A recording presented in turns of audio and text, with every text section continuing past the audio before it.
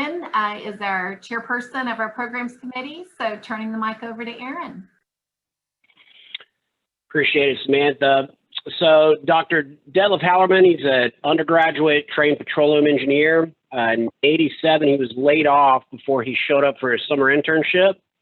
So he pivoted, went to, did an MBA, did 5 years of oil and gas acquisitions, and then went to a PhD in mineral economics, and then entered the energy markets and trading in the late 90s. A short while after Enron, and he did not work at Enron. A short while after Enron, he joined the A&M facility in the finance department in the Mays Business School because he was dating a woman near College Station and thought it'd be a good 1 to 2 year position. 20 years later, he's a happy husband of one, same woman, father of two, and the A&M position is still a great 1 to 2 year position. He built 2 programs, Trading Risk and Investments Program, TRIP, which includes an advisory board of over 30 energy trading companies, and then the Petroleum Ventures Program, PVP, which includes an advisory board of over 20 petroleum entrepreneurs. He's a wannabe big game hunter, except on a small game budget. So we're looking forward to hearing you speak, Detlef. All righty, thank you. And that's probably the most honest introduction I've ever gotten. So I appreciate that. Normally they get a little bit stiff. Now that I'm speaking, I'm just going to go ahead and switch into screen share so that way y'all can see what I'm going to be talking about. Hopefully they're more interesting than looking at my forehead. So with that in mind, y'all should be seeing my screen now for the PowerPoint. Originally, I started the presentation having titled it, exiting the tunnel as we were coming out of COVID, but with so many things happening in the last several months, really started looking at what's going on in the industry, both short term and long term. And in my opinion, we're at a tipping point.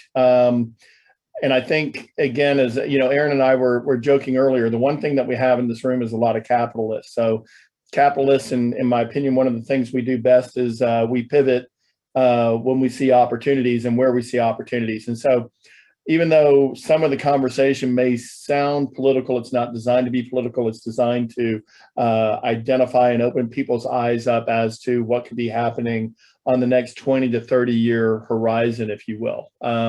I've borrowed extensively from other documents that are out there, such as the BP long-term forecast and other things like this to get to my conclusions. But I'll try to make it quick and painless and walk through it fairly quickly. There's a lot of material to cover. So with that in mind, as I said, I'm working on my technical difficulties, making sure I'm on the right slides. Let's see. Okay, let's see. There we go. So again, as I mentioned, we'll talk short term about what's going on in the oil and gas industries, where we are. This is mostly from a post-COVID point of view.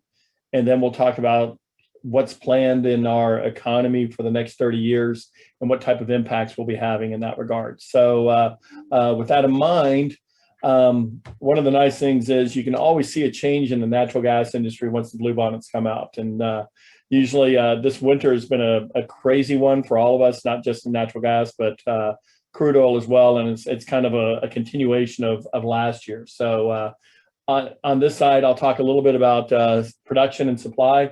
I'll talk a little bit about nat gas, crude and refined products, and where we are in the recovery process.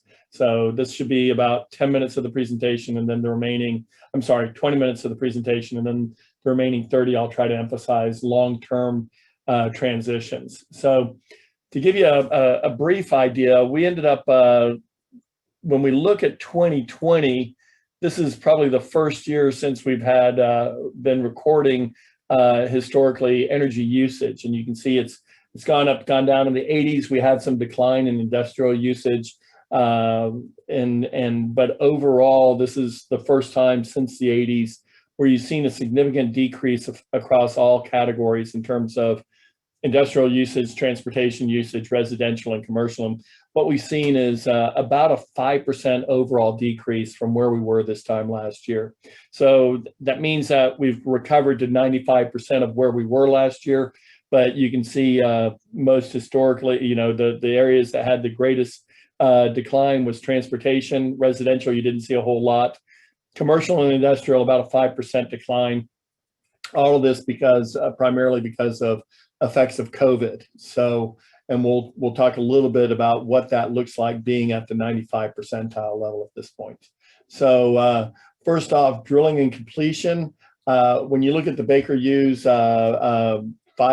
rig count, we're actually starting to increase our rig count a little bit. The rig count last week went up by about 13, which was a nice change.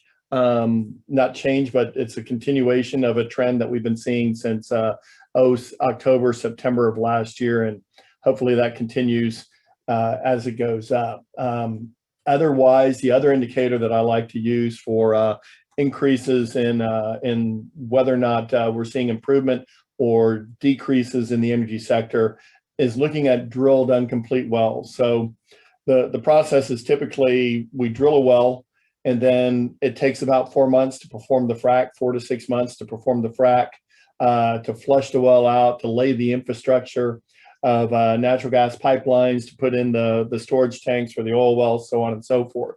And you can see that throughout 2019, our inventory of wells that were in that intermediate time period between having been drilled and ready for being brought online for production, that steadily increased from about 7,500 wells in the United States up to 8,500 wells. So you can think about this as if drilling were your construction phase for a building, and then the duct period is the period it takes to get the residents in the building, or to get your inhabitants in the inhabitants. That's a strange word, but to get your residents in the building and collecting rent. That time period, that transition period, is very much what I would consider to be that period of ducts. So ducts give me an indicator of basically short-term inventory. When ducts are high, that means that there's a lot of backlog in putting wells on. When ducts are low, typically that means that the industry actually isn't doing very much because the wells that have been drilled have been completed. So here you can see in 2019, we had a continual increase, and then once COVID hit, drilling basically stopped, and prices went crazy during April, May, June. Around July, people started feeling a little bit more comfortable with prices as they started moving up later in the year up to, you know, $50 a barrel, and then later on $55 a barrel this year, and now we're up at very close to $60 a barrel.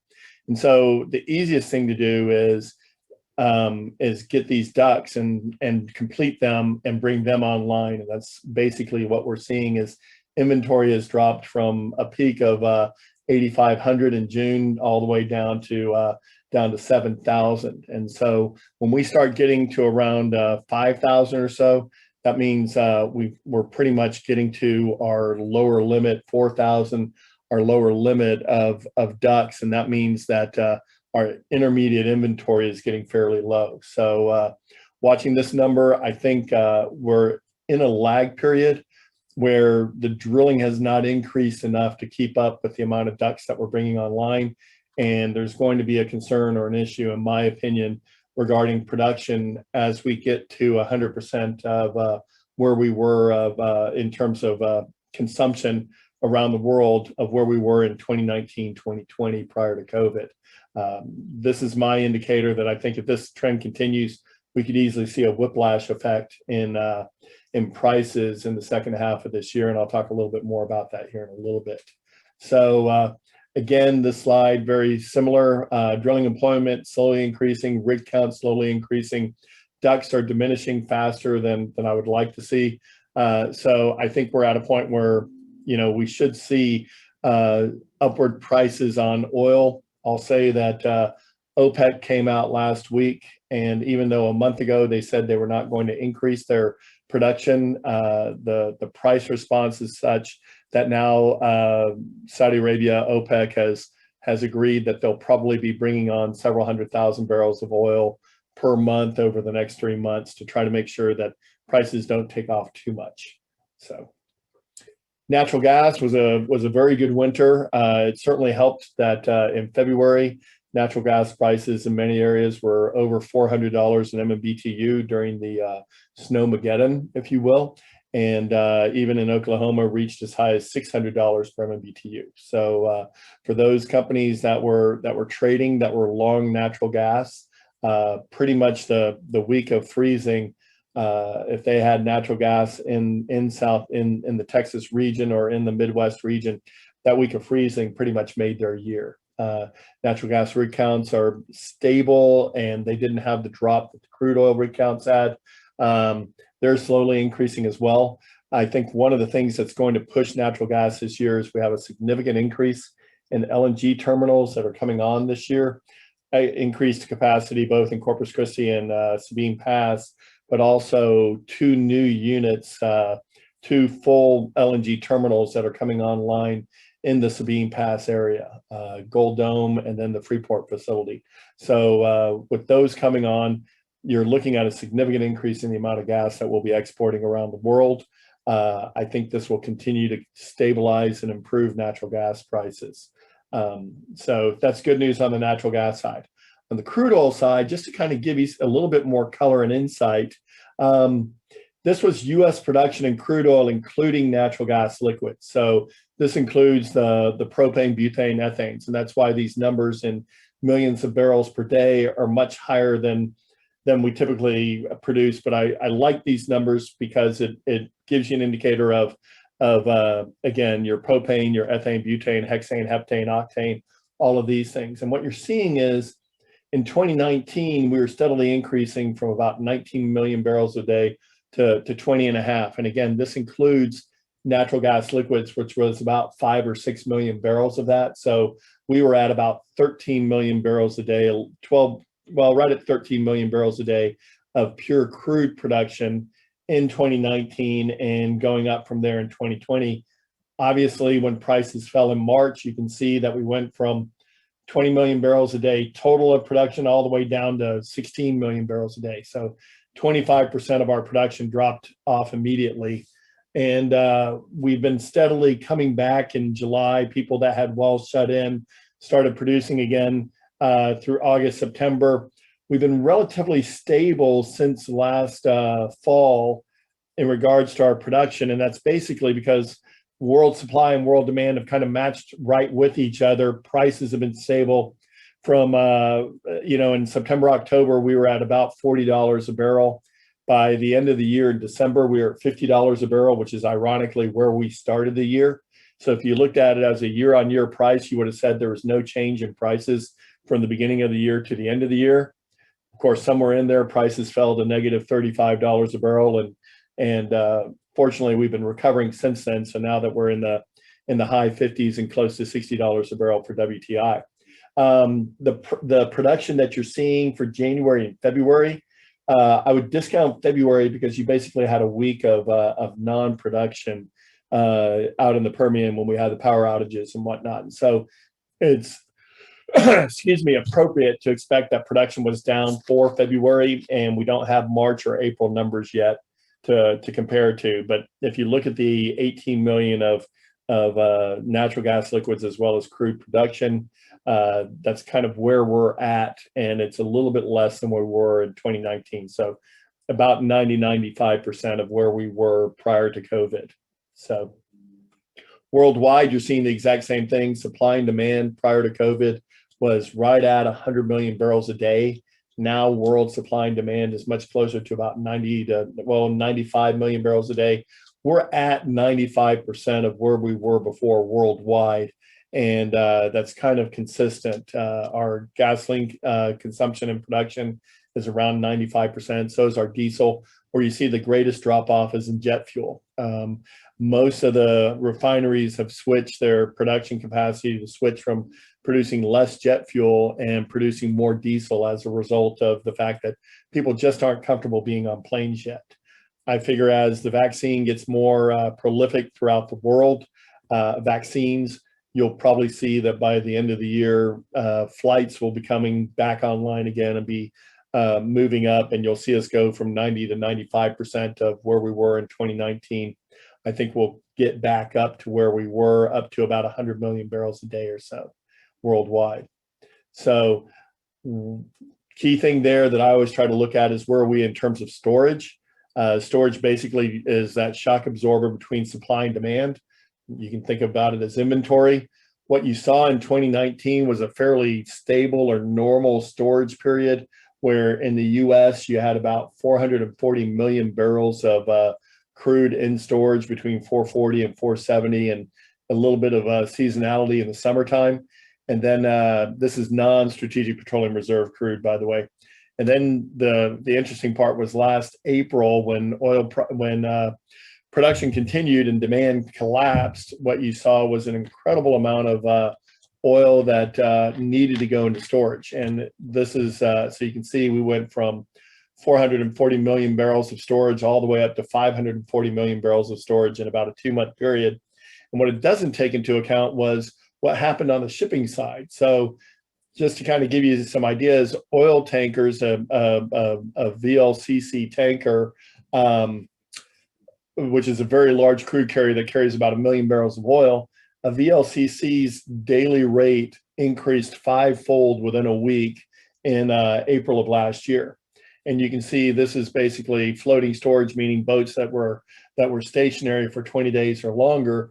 You can see that during that time period, once COVID hit, from March to April, you had a tremendous increase in gasoline, where people were just putting them on boats and telling the boats to sit out in the middle of the ocean. And at the same time, after that, once the gasoline demand diminished and that gasoline supply demand caught up with each other, you saw this incredible increase in floating storage used for jet fuel, because people weren't flying. And so there was a tremendous increase in jet fuel. That's actually worked itself out now. And so even though we're at about twice of where we were this time 2 years ago in terms of floating storage, at least what we're seeing is we're not seeing these huge anomalies as to one refined product for another being used for floating storage. It's a little bit of everything, just like it was prior to COVID. So all the markets in terms of products are kind of evening out, and supply is equaling demand, and we're just seeing a little bit more floating storage than we had seen in the past. So I think this is, again, a pretty good indicator that on the refining side, we're at 95% of capacity, but we're not out of kilter in terms of our supply of products matching our demand of products. And so we'll see where that takes us. But overall, if I were to summarize, I think these excess inventories that we had in May of last year, these concerns of negative prices that we saw last year in April, those are being, we're not having that pressure anymore. Inventories are declining. Again, my concern or issue is if inventories decline too much and we get that post COVID hit, where people are flying again, I could easily see where we have a whiplash effect, and where the supply doesn't catch up with demand, and all of a sudden demand takes off and we get an increase in prices. One of the keys there is going to be is how fast people respond to the vaccine in terms of comfort. And the thing that I would argue is watch how many people are wearing masks. I'm walking, when I'm walking around College Station, I'm probably still seeing 2/3 of the people wearing masks, but I keep hearing that, at this point in time, we've covered all the need for vaccines, that anybody who wants one can get one easily now, and that they should be in the process of either their first shot or having gotten both shots. Well, how many people have gotten vaccines that are still wearing masks becomes the question. And when we see that people are trusting that they now have the vaccine, they're not wearing the mask, they're taking the mask off, that's going to be an indicator that people are going to be willing to start traveling again. And when that happens, I think the demand for jet fuel, if it's a fast response, that demand for jet fuel could easily cause the refineries to not be ready for the demand response. And you could see a few months where prices have gone up. You've already seen that with gasoline, where prices have gone up quite a bit since last October or so. I think this is, again, part of what you're seeing with declining inventories, and the refineries kind of catching up from being used to being us at 90% of demand to 95% of demand. I could see something like that happening again in the second half of this year. It could also be a non-issue if if people are slow to respond to the vaccine and slow to respond in their behavior to the vaccine, that they aren't flying or they're not traveling, you could see this be a non-issue. But I think we're going to see a bit of an issue in this regard. Okay. So with that in mind, we're at about 95% of demand compared to 2019. Gasoline, diesel is pretty close to around pre-COVID demand, off by a few points. You're seeing construction lagging a little bit. Jet fuel is at about 50% of where we were, but that's about 10% of a barrel of oil. So we've got, that's probably a majority of that 5% lag, right? We'll see whether OPEC agreeing to produce more over the next several months will stop us from that whiplash, but we'll see. I think we're due for a little bit of one. So that gets us over to our long-term tipping points. And I started looking at this quite a bit during the election. And the reason being is there's been a gradual, which is now a not so gradual push towards green energy. And what does that green energy push look like? If we look at where we were, generally speaking, wind and solar were doing well because they were receiving subsidies. There were a lot of there was a general ideal towards we need to use more wind and solar. Again, concerns on global warming, whatever your view on that may be. But there was a general push towards a more diversified electricity market. So to kind of give you an idea of where I view us going now is there's BP does a very nice 30-year forecast of energy, and in their 2016-17 forecast, they really, even 2018 forecast, they really said nothing about green energy. It was all about oil and natural gas demand, LNG, things of that sort. And their most recent forecast has been almost a complete about face now in terms of forecasting towards what does it look like to go from a non-green to a green society. And so the adaptation of a green power society. And they came up with 3 scenarios: the business as usual scenario, which was we continue where we're at and what we're doing. And then we have the rapid scenario, which is if we have an aggressive government approach to pursue green energy, and then finally the net zero approach, which is probably the most aggressive. You can see the rapid approach, you have carbon emissions decreasing by 70% of 2050, or by 70% of where we are now in 2050. And the claim is that global temperatures will increase by less than 2 degrees Celsius by 2010. However, this net zero scenario is where carbon emissions will decrease by 95% by the time we get to 2050. So carbon emissions will be 5% of where we are now. And the claim is that global temperatures will increase by less than 1.5 degrees Celsius if we do all that.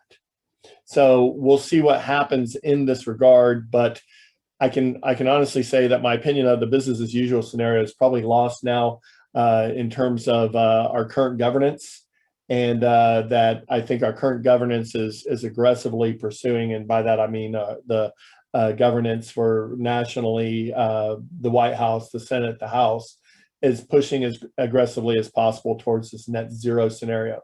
So I'm going to emphasize the net zero scenario as well as the rapid scenario when we talk about what this looks like for the next 30 years. And so with that in mind, the carbonization scenario, again, if you look at net zero and rapid, you can see that in a net zero scenario, CO2 emissions drop all the way down to, again, 5% of where they are now.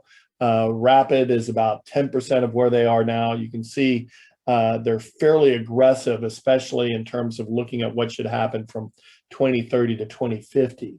Well, how are we going to get there? Because that's a dramatic effect where things have to happen between 2020 and 2030 for all of these things to occur. There has to be a lot of growth, transition, and movement in the next decade so that 2030 to 2050 can be recognized. And so this kind of gives you an idea of currently where our electricity comes from. You can see out of the almost 600 million joules or whatnot, or billion joules that we're looking at. If you take gas and you take oil, natural gas and crude oil, you're looking at that being a little bit more than 50% of our total energy usage. You add coal to that, you're at about 80% of our total usage, and then you have some nuclear, hydro, and renewables. Well, if you switch over to the net zero scenario, crude oil, natural gas, and coal is less than 150 gazillion joules compared to being 600 or so being the total amount. So all of a sudden we've gone from it being 80% of our mix to 25% or less. And the dominant mix is going to be renewables. Solar, wind, and hydrogen is the big one. So, and we'll talk about that here in a little bit, but it kind of gives you an idea of the fact that we're taking a system that is operating currently and at 70–80% use of hydrocarbon, and now we're going to switch it and we're going to make hydrocarbon 20% or less of the entire market, and we're going to infuse it with 50, 60, 70% renewables. So an incredible transition that has to happen, especially in the next 10 years for the next 30 years. So this kind of gives you a scenario. Again, if you look at primary fuel sources, where in the 1900s we were almost 100% coal. Petroleum peaked in 1975 in terms of crude oil. Our three dominants right now are crude oil, coal, and then third is natural gas, and this is on a worldwide level. And if you look at what happens from 2020 to 2050, notice how everything else diminishes except for renewables, where renewables become, again, almost 50% of our mix. So from basically a 5 to 10% level of where we are now. So worldwide, you're going to see an increase in overall energy in renewables from 5% to 50%. So a tenfold increase over time. And so this becomes extremely dramatic. And so one of the things I wanted to point out is how we're going to do this. And so to give you a couple statements from the report, both rapid and net zero assumes a significant increase in carbon prices, which will cause the price of carbon to go up, so that if renewable prices can't come down, the carbon prices come up to offset. And so you're going to see a tremendous increase in taxation, in emissions, in environmental regulation tied to coal, oil, and natural gas, to basically squish that economy, so that way there's room for the other economy, if you will, the green economy, to come up, right? And so that's a major statement there. And so you get an idea of what's going to be happening. It's not going to be one-sided where the green side is going to be improved and it's going to become the more favorable resource. It's going to be a combination of choking the hydrocarbon side so that the green side can be improved more. You're going to see a lot of subsidies related to the green side, solar, hydrogen, and wind, to make them efficient enough with those subsidies to continue to be built out. So, oops, got to get back to my slide here. So to give you an idea of what this means in terms of transportation, well, right now you can see that carbon in 2018, specifically oil, is about 90% of the total demand for fuel. That it's coming from oil. The red is gas, natural gas fuel. You have a little bit of electricity vehicles there. So if you think about the total share of electricity as of right now in 2018 in terms of electric vehicles or whatnot, that's 1% of the market. Now we go into 2050. Let's look at our net zero scenario here. Electric markets become the dominant share of the market, almost 50% of the transportation industry. That's including rail, ship, and planes. So I'm not quite sure how we're going to have a plane with a generator on it, but that's where we're looking at. You can see that crude oil by itself goes down to about 22% total. And the interesting one to me is hydrogen. you've got 15% of the transportation industry switching to being driven by hydrogen. And the problem with hydrogen, in my opinion, is we haven't figured out what hydrogen is yet. And what I mean by that is there are two ways currently of making hydrogen. One is you take coal, you use steam and oxygen, and you basically separate out the hydrogen and you create carbon dioxide. The other is you take methane, natural gas, do the same thing with steam, and you create hydrogen through what we use at the facility is called a methane reformer. So methane reformer is considered gray hydrogen under current terminology, brown or black hydrogen coming from coal. And the idea there is we're going to be able to separate hydrogen out and create a carbon capture system where we're going to be able to capture CO2 and separate out the carbon from the oxygen, separate out the oxygen. And from there, we're going to be able to re-inject into the ground the carbon that we're having. So we're going to take either carbon or carbon dioxide and re-inject it like what we're doing right now with natural gas, where we inject it into the ground and store it in the ground and use it at a future point in time. So from a petroleum analogy perspective, when you produce water, you end up re-injecting that into the ground, into a different reservoir. This is almost like trying to convert out hydrogen to be used and taking the CO2 and injecting it into the ground for disposal purposes. And when you do that, you end up with this gray or brown hydrogen becoming blue hydrogen. So I guess that's a little bit more advantageous. But the holy grail is to take water and renewable power, so solar, wind, and perform electrolysis, which finally gives us our greenest or our most environmentally friendly hydrogen. And then that hydrogen is used as a fuel source for vehicles or whatnot else. Energy storage, you can kind of see the list of items down below. So we're basically betting the next 30 years on a technology that still hasn't been figured out yet. But that's where we're headed in that regard. So opportunities, obviously, they're going to need a lot of hydrogen reformers.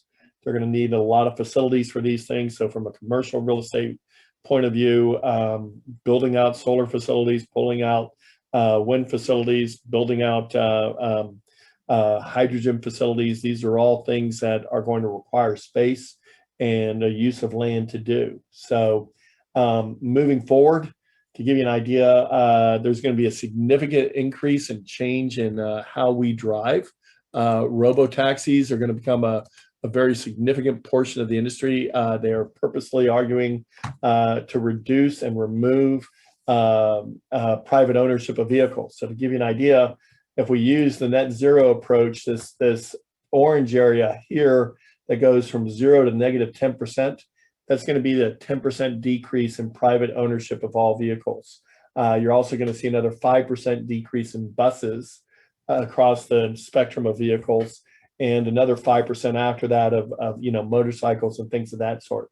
What you're going to see an incredible increase in is about an 18% increase in vehicles that are going to be robo-taxis, with another 5% increase or so, 4% increase in human taxis, with some light trucks or whatnot.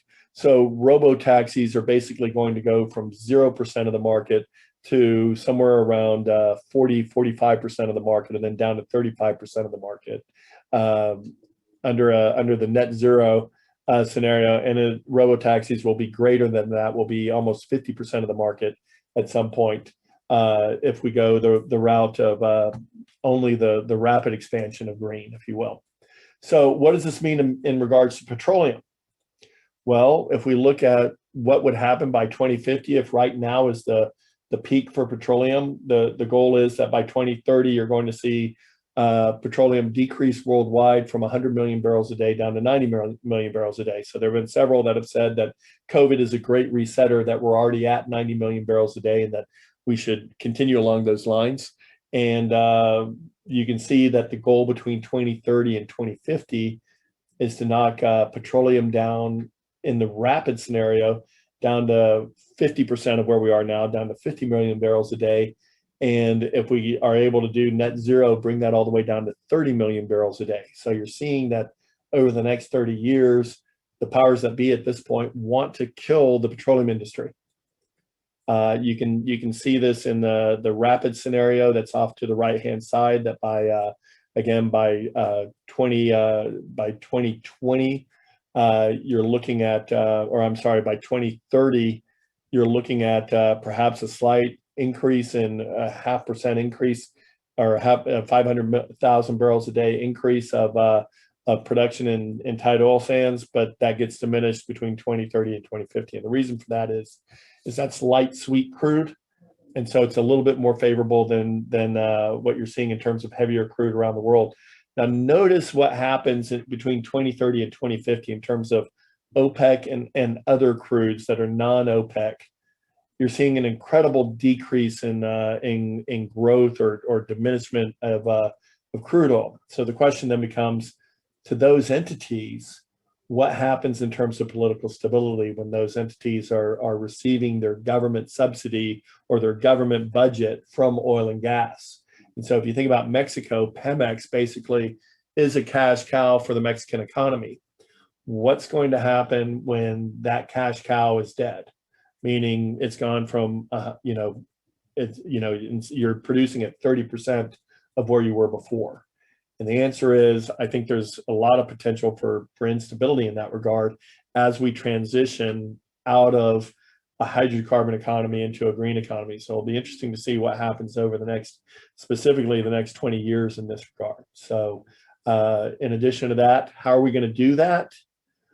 Well, if you go through the reports, what they're saying is that we're going to be able to diminish the cost of solar from its current cost and decrease it down to 40% of where it's by 2050. So solar will be anywhere from if you were to say, okay, it's $10,000 to do a house. I think currently it's about $20,000 to do a house with solar panels. So if I were to say $20,000 today to do a house with solar panels, that's got to drop by 40%.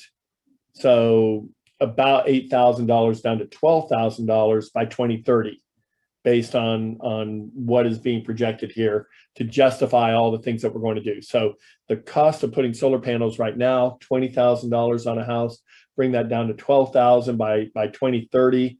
And by the time we're looking at 2050, they want that cost to be down to $6,000 a house. So you guys are better than I am at construction. You guys are going to be better than I am at deciding whether or not that's realistic or not. So you tell me, but I've never seen, it's very challenging for me to see how we're going to have such a dramatic decrease in cost structure. And so the question then becomes, if we can't decrease the cost of solar by that amount or decrease the cost of wind by that amount, what's the alternative to push our society away from hydrocarbon to solar and to wind? And the argument would be, well, if we can't get the cost structure of one entity to go down, green in this case, what are we going to do to the hydrocarbon side to force the transition away from hydrocarbon towards green? And the answer is, I think you're going to see more cost associated, government costs, taxation, emissions or whatnot, that they're going to be putting on the refining side, on the petroleum side, to try to push that wind and solar become disadvantageous for the transition. That's just my general opinion. So we kind of go further on that when we look at how much wind and solar needs to be added between 2020 and 2030. You can see right now wind and solar is at about 150 gigawatts. Well, by the time we get out to 2030, if we're looking at the net zero scenario, it's got to go from 150 up to 550. And by the time we go, that's to 2025. And by the time we go out to 2030, we're basically having to ramp it up in terms of increases or growth rates from 150 megawatts. By the time we get to 2030, 550. By the time we get to 2030, 35, up to 900 gigawatts of increased production of wind and solar capacity on an annualized basis. So our market or our industry currently, again, 150 gigawatts of growth up to 900 gigawatts of growth in a 10-year period. Again, you're experts in this area of growth, construction, and development. I'd love for you to explain to me how we're going to do that. So again, you can see there in terms of installed capacity of wind and solar energy, the electrical generation that's supposed to be under the net zero case. Our net electrical generation by 2050 is supposed to be 15,000 gigawatts, or a little bit less than 15,000 gigawatts, let's say about 14,000 gigawatts of green energy production, and then the remainder between 14 and 20,000, that additional 6,000 gigawatts of generation is going to be generation from green hydrogen, technology we don't have yet. So I'm hopeful. We'll see whether we can do this, but all of this is, again, not to increase or grow, merely to replace what we're trying to do on the hydrogen, on the hydrocarbon side, to replace hydrocarbon with greener technologies. Why the push to green?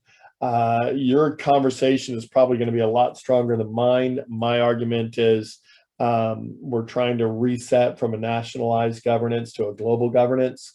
And so in that regard, capitalism has been incredibly successful in the past. And so we have to find a way of re-enabling other countries to catch up to us. Otherwise, global governance doesn't work. And in that regard, the easiest way to do that is to reset what our cost advantages are. And one of our greatest cost advantages is cheap energy. So we're going to make sure everybody has the same energy. That's my view. I can certainly be happy to talk with you all about it, but it makes sense if you want to have a global governance approach. So what does this mean overall? Well, I'm going to use Snowmageddon as an example of what happened. Plus, I think everybody wants to know perspectives of what happened and how Snowmageddon came about. But I think Snowmageddon is probably a good example to talk about what's going to happen in our transition period from hydrocarbon to a green economy. And so in that in mind, I'm going to give you what I've been able to collect in terms of the factors and the effects that enabled Snowmageddon. Some of them were definitely created by policies. Some of them were definitely created by reactions. But I think overall, the one thing you see is whenever you have a major cataclysmic event, it's never one factor that causes all the issues and concerns. It's usually a large number of factors. And so with that in mind, I'll lay off a few of them to you. The first thing that I found interesting was the state of Texas went to the White House and asked for an EPA waiver so that they would not be fined or penalized for having power plants up and running prior to the cold front hitting. In other words, they went to them saying, we're going to be above our EPA requirements to stay under, but we need to have these plants up and running so that way when the cold front comes in, we're ready and we can respond to it. And the White House, and it was the White House, declined that waiver. And so that restricted or limited the amount of power plants that ERCOT was able to have in a spinning reserve capacity or function. And so that was the first issue. Then the second issue came up was COVID related. They had canceled all inspections of power plants for winterization, which meant basically they said, because of COVID, we're not going to check if you're going to winterize. Well, if you're a company and you hear that they're not going to be enforcing winterization of plants, guess what you're not going to do? You're not going to winterize your plants. And so to give you a couple examples of how that affected things, there was an 18-inch piece of pipe at one of the nuclear plants that froze. And when that happened, it stopped the water flow system for cooling, which caused the entire facility to trip. And nuclear plants, much like coal plants, once they trip and once they shut down, it's effectively a week-long process or longer to bring them down so that you can bring them back up again. And so, things like that caused a 500 plus megawatt nuclear plant to trip off because of the frozen pipe, because it wasn't properly winterized. You saw the exact same thing on the renewables. For the most part, our renewables built in Texas don't have de-icing vanes. In addition to that, the lubricant that was being used in a high percentage of the renewables basically turned to gunk below freezing temperatures. so effectively glue. So we had about a 5% response out of the renewables, so out of the 27,000 megawatts of capacity that we have on the wind side.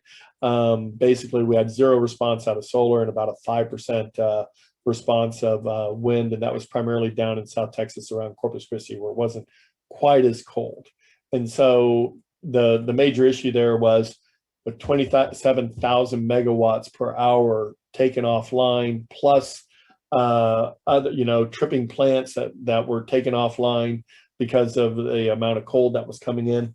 That caused some of the rolling blackouts. You can add to it the waiver. I haven't been able to confirm how many plants were not up and running because the waiver wasn't provided, but you can add that to the effect. And effectively what happened at that point was you started having rolling blackouts. Well, the problem then is if you go to our regions where we're producing natural gas and you have a rolling blackout where there's no electricity, that all of a sudden shuts down the natural gas processing facilities, the midstream assets. So now you can't process your wet natural gas that has propane, ethane, butane in it and convert it into a dry natural gas that's pure methane, which is what the power plants need. So by performing the rolling blackouts in the wrong areas, we actually had we shut down our supply of natural gas that we were able to get. And again, those facilities took days to get back online.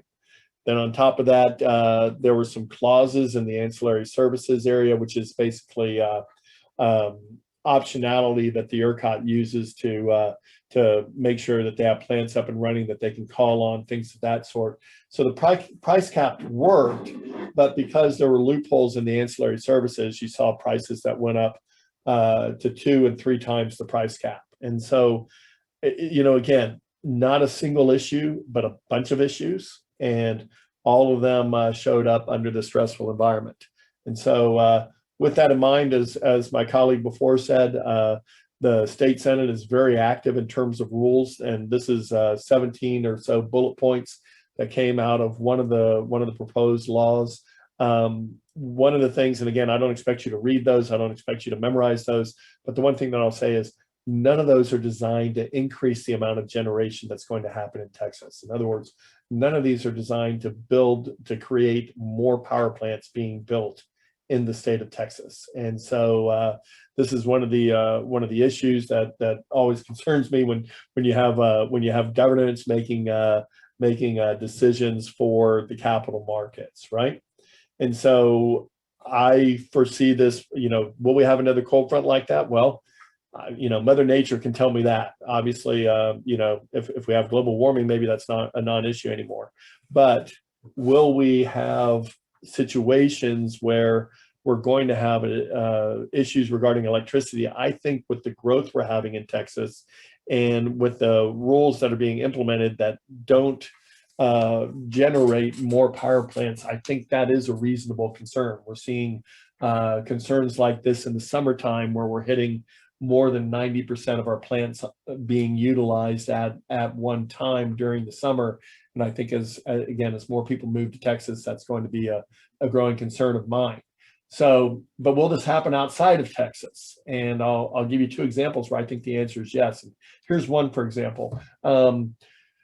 Bill de Blasio, in his State of the City address that he does for the city of New York, said that he has a goal of banning natural gas hookups for electricity or for usage in the city of New York by 2030, which is, organizations that have looked at that analysis says that's going to cost more than $25,000 per person in the city of New York, to do that, to switch everything from natural gas to electricity driven. So think about your heaters, your ovens, your stoves, anything where you're using natural gas versus electricity. And basically de Blasio's response was, this guarantees that New York will go to green energy. In other words, saying if we turn 100% of everything to electricity and we get out of natural gas, then we're required as a city to be green and to purchase green electricity.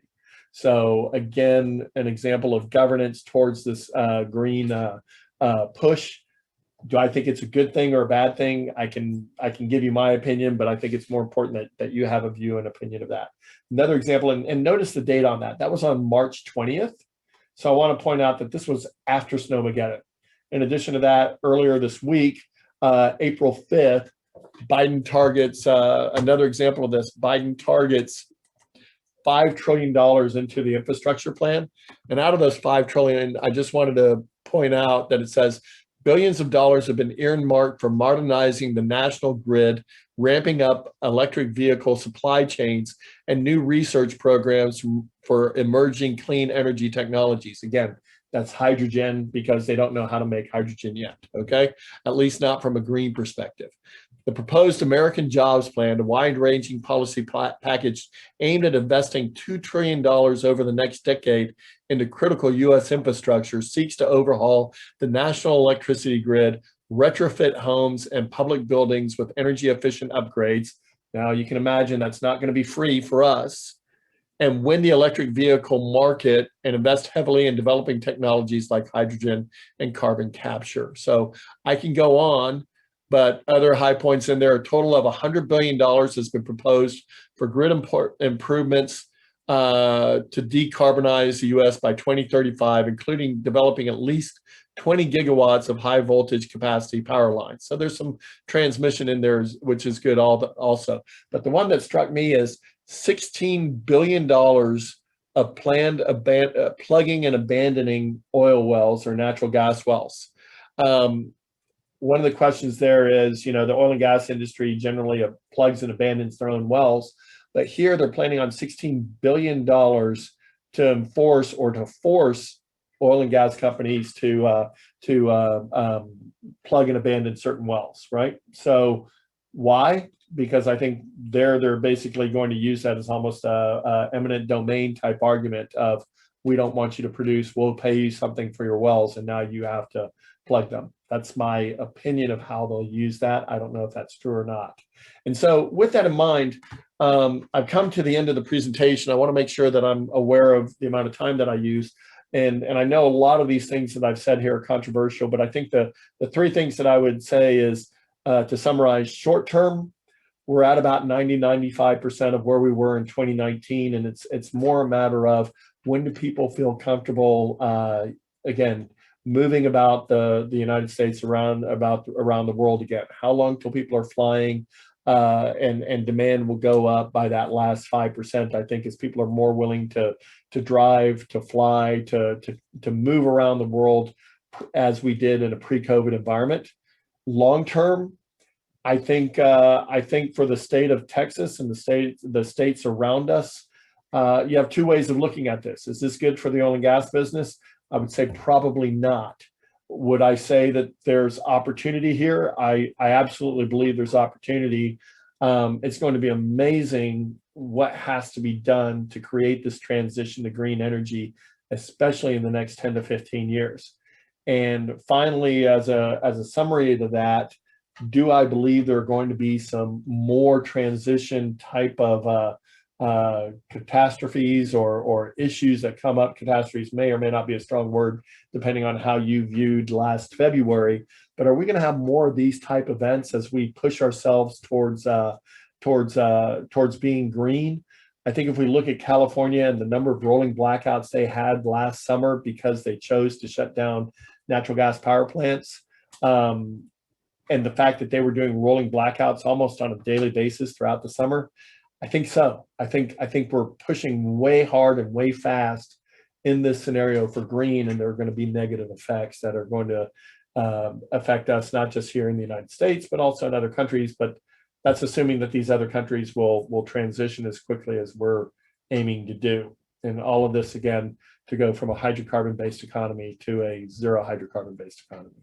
So with that in mind, I'll stop the screen share. And 1 second, let me see if I can get this right.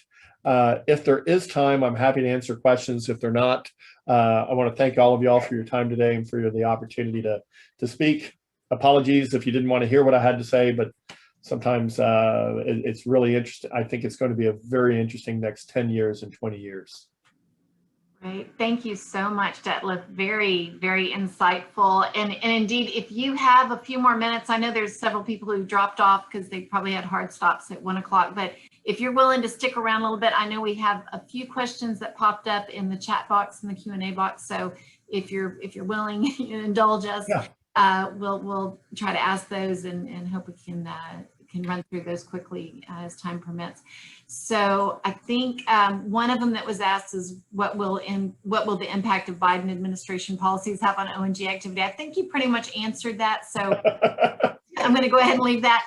The other question was, do you see more construction in rural or urban areas when considering the necessary work for going green? And I think that's a great question. So if we think about where wind and solar is now in terms of going green, I think you're going to have to see a lot more in rural areas where you have the space to put 1,000 acres of solar plants or solar panels, or 5,000 acres of solar panels. I think you're going to see them on the outskirts of town.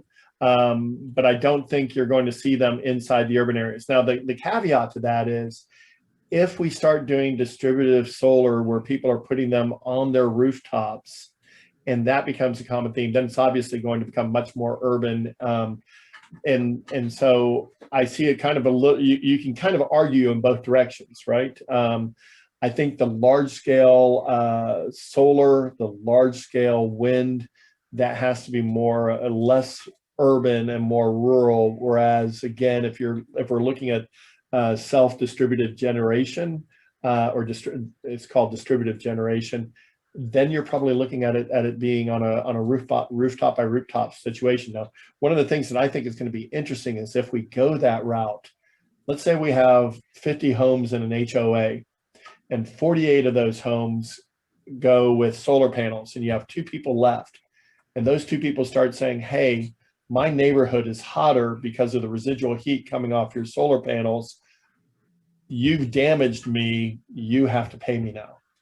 I think you're going to see lawsuits that are going to come up because of the secondary effects of solar and wind that we haven't seen before in the past. Just like you've seen, for example, secondary effects where somebody says, hey, you're drilling on your property line and it's affecting my household and my dogs. You have to change the things that you're doing. Those are examples of lawsuits that have happened in the past. I think we're going to have lawsuits like that. And again, my colleague who was on earlier today could probably comment more on those types of lawsuits, but I think we're going to see a lot of exogenous events or secondary effects that are going to be related to green that nobody's talked about yet. We've talked about how with wind turbines, it kills bats and it kills birds, but the Sierra Club is still for them. But how many until we really see an effect on our avian populations, right? Same way again with solar. I don't think we have any understanding of what the secondary effects will be. So it'll be interesting to see what happens over the medium term and long term on that. Okay. Very good. And then I love this general question. Any efforts underway to so do you have any inside intel on? I'm gonna get very off the reservation here with this last conversation. With this last question, there's a wonderful book that I read in the mid 90s, and I read it again in around 2013. It's called The Fourth Turning, and it talks about how every 4 generations there's a cataclysmic or major event that changes things, and how the 4 generations following kind of recreate the scenario so that you have that major event again. And I'll give you an example.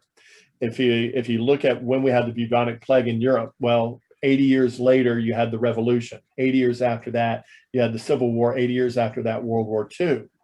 Well, this decade is 80 years after World War II, which means we're in for a very interesting time. Could I see unusual things happening in regards to the Midwest versus the West Coast and the East Coast? I mean, my scenario is if we continue down this route, what you have is the West Coast and the East Coast dominating all politics. And you have basically the Hunger Games in many aspects, if you go back to the old movie, which is kind of a scary idea. The green approach effectively neuters Texas in terms of a political adversary to global governance. in a very extreme situation, I could see Texas and 15 or 20 other states creating their own country. That's a very extreme scenario. I'm not advocating for that, but how far does the madness go? How long would it take before everybody in this room said, "This is it, we're quitting. Let's go do this on our own because we're better at it on our own than without." I'm not saying, I don't know where that is. I'm not going to advocate for it, but I am going to say I could see a scenario where that sort of thing happens. So not trying to scare anybody, not trying to, again, say that this is my opinion. All I'm saying is that if I lay out all the different scenarios and think through them all, this is one to be considered. So, okay. Sorry to be such a downer on that. I apologize for really going kind of off the deep end there, but sometimes you look at these things. So let's start with it. Let's have another question so we can end on something else. So do we have one more? And so, let me see here. I think there was a comment in the Q&A box, but we do have a question here. Well, we have two more. Where were the new natural gas developments and terminals? I think you've mentioned. So the two LNG terminals that I mentioned are both right near Sabine Pass. If you look where the Cheniere facility is on the Louisiana side of Sabine Pass, the Gold Domes facility is on the Texas side of Sabine Pass in orange. The Freeport McMoran is a little bit further up the channel. I believe it's also on the Louisiana side. But that facility is again, just upstream a little bit. So the interesting part is right around the Sabine River, there's the potential for, you're looking at right now 4 LNG vessels a week between Corpus Christi and Sabine Pass, and that's actually closer to 6. So let's just say 6. You could easily turn that into 12 very quickly by the end of the year, that we're doubling our amount of LNG that's leaving. Part of that is expansion of the Corpus Christi facility. Part of that is these new facilities coming online. So, okay. I have 2 more questions, if you can. Yep. A little bit longer, and then we're going to cut it off. So just so everyone listening, we don't want any more in there, so I don't want to feel badly about not answering them. So one question: other Southwest states like Arizona have offered significant incentives for residential solar. Mm-hmm. Texas compare, and do you expect more incentives to entice the property owners? So one of the good things about solar is that it works very well the further south you go. The closer to the equator, the more the solar rays you get, and obviously in a hotter environment, solar works better. There are many reasons for that, but ultimately, again, a state like Arizona, you're going to see success in terms of use of solar. The further north you go, the less successful solar is, which is going to be one of the issues. If we're going to bring this much solar online, will it truly be effective as you move further north?